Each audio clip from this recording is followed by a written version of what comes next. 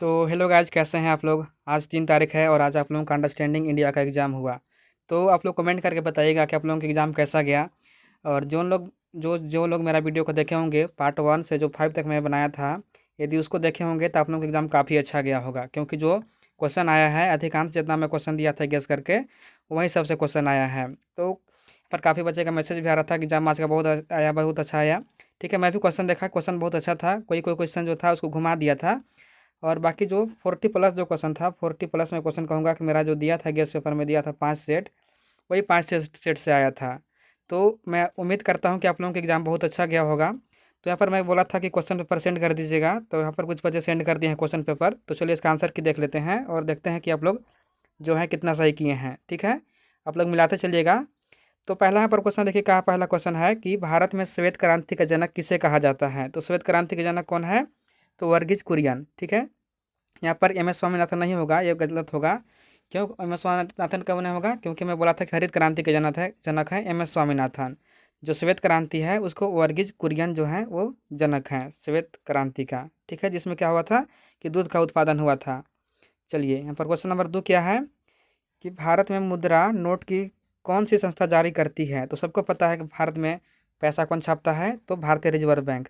ठीक है, option number क्या हो जाएगा? बी हो जाएगा, आरबीआई छापता है यहाँ पर करेंट जो नो यहाँ पर करेंसी है, करेंसी का छापता है भारतीय रिजर्व बैंक।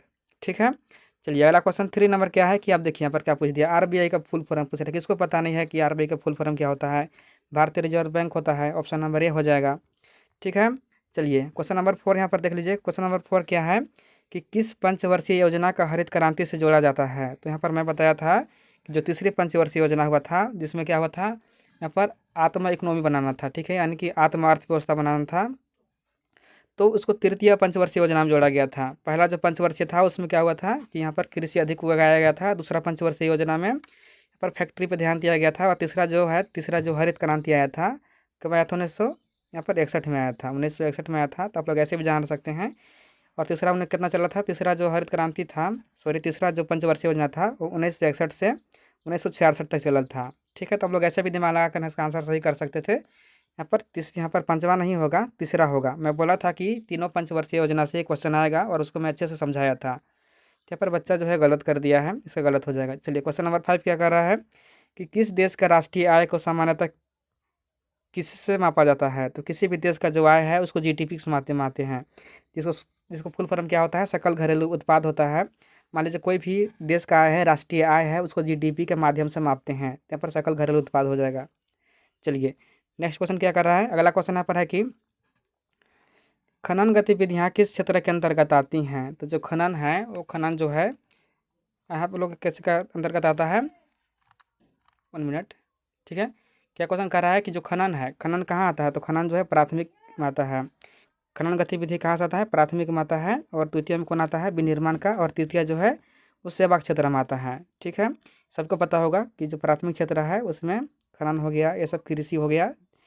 और दूसरा में क्या होगा? विनिर्माण। जो विनिर्माण होता है द्वितीय क्षेत्र के अंतर्गत आता है। और तीसरा जो है वो सेवा के क्षेत्र के अंतर्गत आता है। तो मैं समझा दे रहा हूँ, बस आंसर बता दे रहा हूँ आप लोगों को। यहाँ पर आंसर देख लीजिए। 7वां क्वेश्चन क्या है कि भारत में कोयले का सबसे बड़ा उत्पादक राज्य कौन सा है। तो कोयला में जो झारखंड सबसे बड़ा जो राज्य है, वो कोयला में सबसे अधिक यहाँ पर कोयला मिलता है। समझ गए? चलिए अगला क्वेश्चन 8 नंबर क्या है कि नीति आयोग। देखिए नीति आयोग में हर एक वीडियो में बता रहा था कि नीति आयोग कब स्थापना हुआ था, किसके स्थान पर आया था। तो नीति आयोग 2015 में हुआ था। सबको पता है कि 2015 में नीति आयोग की स्थापना हुआ था। चलिए अगला क्वेश्चन यहाँ पर क्या है 9 नंबर कि कौन सी आर्थिक गतिविधि तृतीयक तृतीयक में कौन सा आता है? मैं अभी बताया कि सेवा। बैंकिंग क्या है? सेवा हो गया। ये सभी जो यहाँ पर परिवहन हो गया, बैंकिंग हो गया, ये सभी जो है वो तृतीय क्षेत्र के अंतर्गत आता है। विनिर्माण जो है वो द्वितीय क्षेत्र के अंतर्गत आता है। और कृषि हो गया, खनन हो गया, या प्राथमिक क्षेत्र के अंतर्गत आता है। समझ गए? चलिए यहाँ पर अगला क्वेश्चन देख लेते हैं। 1 मिनट। चलिए चलते हैं। यहाँ पर अगला क्वेश्चन क्या है देख लीजिए। अगला क्वेश्चन है कि 10 नंबर भारत में मुद्रा का प्रतीक क्या है। तो किसको पता नहीं है? रुपया। यहाँ पर सिंबल भी देकर जान सकते हैं कि भारत में मुद्रा है, अब अमेरिका में डॉलर है। ये सभी चीज़ कितना आसान क्वेश्चन पूछा था, देख सकते हैं आप लोग। कुछ जो क्वेश्चन है वो काफ़ी इजी पूछ दिया है। अगला क्वेश्चन है कि फॉरवर्ड ब्लॉक की स्थापना किसने किया था। तो जो फॉरवर्ड ब्लॉक था उसका स्थापना किया था कौन? तो इसका राइट आंसर हो जाएगा फॉरवर्ड सुभाष चंद्र जो बोस थे, सुभाष चंद्र बोस ने फॉरवर्ड ब्लॉक की स्थापना किया था। ऑप्शन नंबर बी हो जाएगा सुभाष चंद्र बोस। और भारत के प्रथम प्रधानमंत्री कौन थे? पंडित जवाहरलाल नेहरू थे। चलिए अगला क्वेश्चन क्या कर रहा है, यहाँ पर अगला क्वेश्चन देख लीजिए, 1 मिनट। क्वेश्चन नंबर 12 है कि जलियांवाला बाग हत्याकांड, देख लीजिए जलियांवाला बाग किसको पता नहीं, 1919 में हुआ था, 13 अप्रैल 1919 को हुआ था। ऑप्शन नंबर सी हो जाएगा। कितना इजी क्वेश्चन पूछा था, आप लोग देख सकते हैं खुद से ही। अगला क्वेश्चन है कि लाहौर 1929 के लाहौर अधिवेशन की अध्यक्षता किसने किया था? तो जो 1929 में लाहौर अधिवेशन हुआ था उसकी जो अध्यक्ष किया था वो पंडित जवाहरलाल नेहरू ने किया था। ऑप्शन नंबर सी हो जाएगा। ठीक है, चलिए अगला क्वेश्चन यहाँ पर देख लीजिए क्या कर रहा है कि नहीं, देख लीजिए अगला क्वेश्चन क्या है कि किस अधिनियम को लघु संविधान कहा जाता है? यहाँ पर लघु संविधान किसको कहा जाता है? तो जो 42वां संविधान संशोधन हुआ था, 42वां जो यहाँ पर 42वां 22 जो कॉन्स्टिट्यूशनल अमेंडमेंट हुआ था एक जो 1976 में हुआ था, उसको लघु संविधान संशोधन कहते हैं। ऑप्शन नंबर बी हो जाएगा। चलिए अगला क्वेश्चन यहाँ पर क्या कर रहा है, देख लीजिए कि संविधान में प्रारंभ में कितने मौलिक अधिकार थे? तो मैंने बता रहा था कि जो प्रारंभ में मौलिक अधिकार 7 था। कितना था? तो प्रारंभ में 7 था, जिसको संपत्ति का अधिकार घटाकर 6 कर दिया गया था। तो प्रारंभ में 7 था मौलिक अधिकार। ये सभी क्वेश्चन मैं करवा दिया था, यदि मेरा वीडियो जो देखे होंगे उनका एग्जाम तो आज काफ़ी अच्छा गया होगा। चलिए अगला क्वेश्चन क्या है कि भारत के प्रथम राष्ट्रपति कौन थे? Pandit Jawaharlal Nehru, sorry doctor Rajendra Prasad. यहाँ पर प्रधानमंत्री जो थे पंडित जवाहरलाल नेहरू थे। ठीक है, भारत के प्रथम राष्ट्रपति कौन थे? डॉक्टर राजेंद्र प्रसाद। प्रथम प्रधानमंत्री कौन थे? तो पंडित जवाहरलाल नेहरू थे। चलिए अगला क्वेश्चन क्या कर रहा है कि कौन सा, देख लीजिए क्वेश्चन क्या है कि कौन सा अनुच्छेद संवैधानिक उपचारों के अधिकार की गारंटी देता है? तो अनुच्छेद जो 32 था, जिसको मैं बताया था कि डॉक्टर भीमराव अम्बेडकर ने संविधान का आत्मा कहा है अनुच्छेद 32 को। ये क्या करता है कि यदि आपका मौलिक अधिकार का उल्लंघन होता है तब सीधे सुप्रीम कोर्ट जा सकते हैं। ये सारा क्वेश्चन मैं करवा दिया था। चलिए अगला क्वेश्चन क्या है कि संविधान कब लागू हुआ था? 1950 में हुआ था। क्वेश्चन नंबर 19 है कि भारत के पंचशील समझौता किस देश के साथ हुआ था? तो मैं बताया था कि चीन के साथ हुआ था, जहाँ पर नारा दिया गया था कि हिंदुस्तानी चीनी भाई भाई। चीन के साथ पंचशील समझौता हुआ था, समझ गए। चलिए क्वेश्चन नंबर 20 है कि स्वतंत्र भारत का प्रथम प्रधानमंत्री कौन थे? तो पंडित जवाहरलाल नेहरू थे।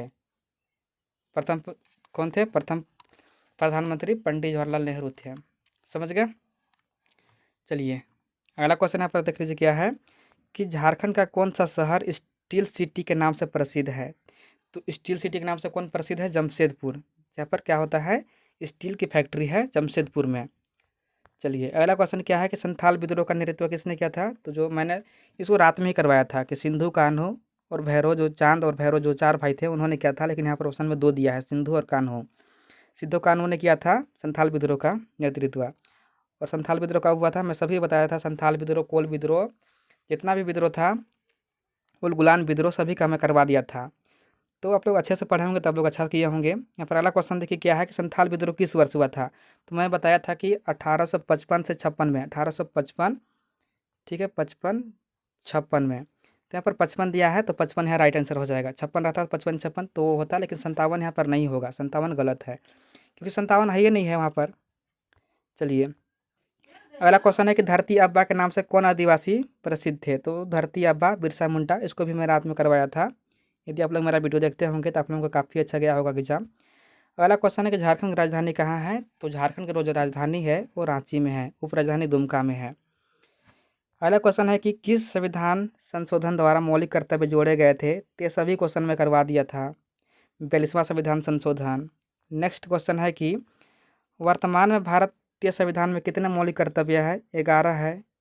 देख रहे कितना इजी क्वेश्चन है, आप लोग पढ़े होंगे तो आप लोग गर्दा उड़ा दिए होंगे आज तो।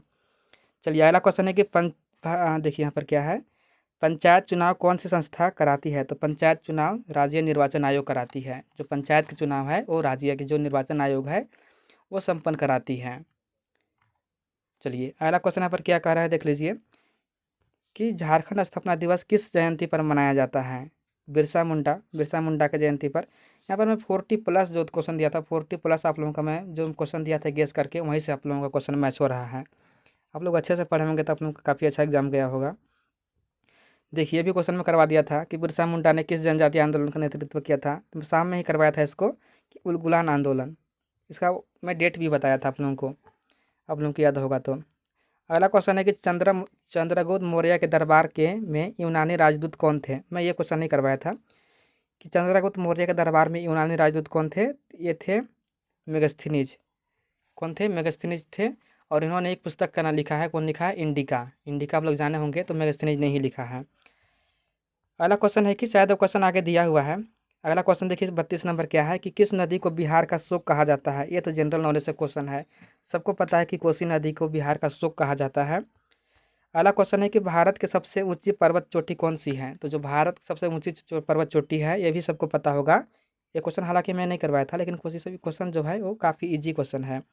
सबको पता है कि भारत की सबसे ऊंचा चोटी कौन है? कंचनजंगा है, जिसकी ऊंचाई कितना है यहाँ पर? 86 मीटर। 86 मीटर है।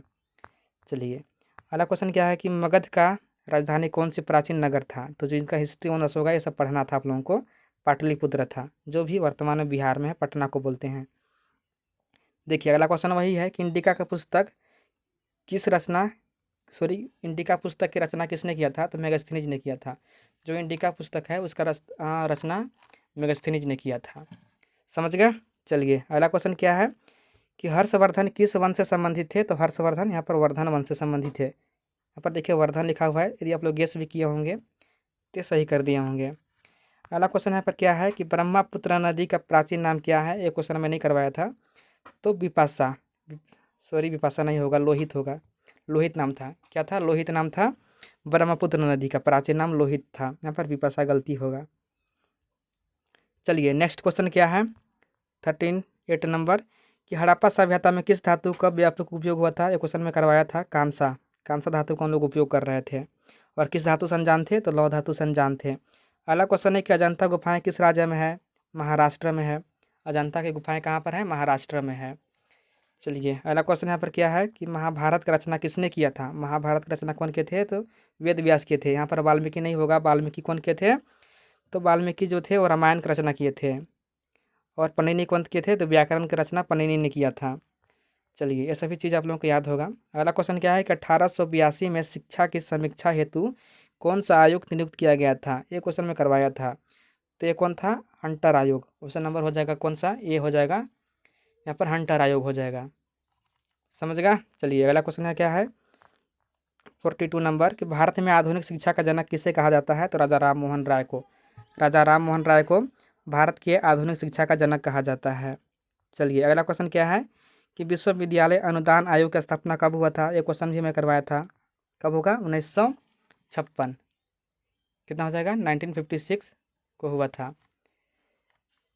चलिए, अगला क्वेश्चन यहाँ पर क्या है देख लीजिए। अगला क्वेश्चन 44 नंबर कि संविधान का कौन सा अनुच्छेद कमजोर वर्गों की शिक्षा के समर्थन से संबंधित है। तो यहाँ पर जो है अनुच्छेद 46 ये कमजोर वर्गों के शिक्षा से संबंधित है। यहाँ पर जो अनुच्छेद 21A है ये सभी को समान शिक्षा का अधिकार देता है। लेकिन यहाँ पर जो अनुच्छेद 46 है वो कमजोर वर्गों के लिए यहाँ पर आरक्षण दिया गया है। यहाँ पर अगला क्वेश्चन है क्या है कि यूजीसी का पूर्ण रूप क्या है। तो मैं क्वेश्चन करवाया था कि यूजीसी का पूरा नाम क्या है। विश्वविद्यालय अनुदान आयोग। और इसका मैं करवाया था कब यह लागू कब यहाँ आया था। इसको भी मैं करवाया था। यदि आप लोग अच्छे से पढ़े होंगे तो सही आप लोग करके आए होंगे। अगला क्वेश्चन यहाँ पर क्या है कि अकादमिक बैंक ऑफ क्रेडिट की अवधारणा किस शिक्षा नीति में दी गई थी। तो राष्ट्रीय शिक्षा नीति जो 2020 में आया था उसमें इसको दिया गया था। ऑप्शन नंबर सी हो जाएगा।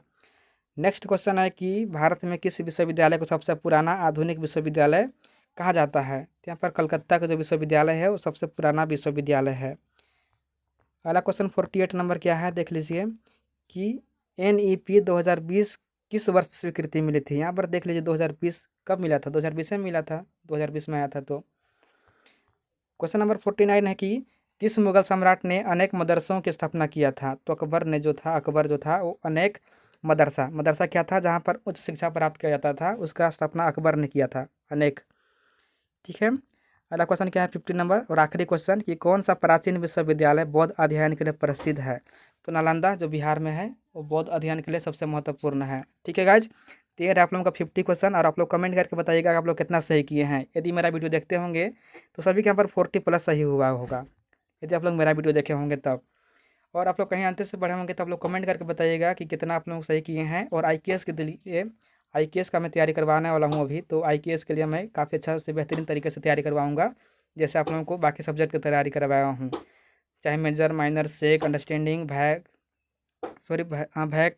जिसे अंडरस्टैंडिंग इंडिया पढ़ना था, MDC, सभी का एग्ज़ाम बहुत अच्छे से मैं करवाया हूँ। और IKS और AEC सभी का मैं तैयारी करवाने वाला हूँ। तो प्लीज़ चैनल को सब्सक्राइब कर लीजिएगा, और वीडियो पसंद आता है तो वीडियो को लाइक कीजिए और अपने दोस्तों के पास भी शेयर कीजिए। ठीक है गाइज, बस इतना ही। आप लोग कमेंट करके बताइएगा आप लोग कितना सही किए हैं। धन्यवाद।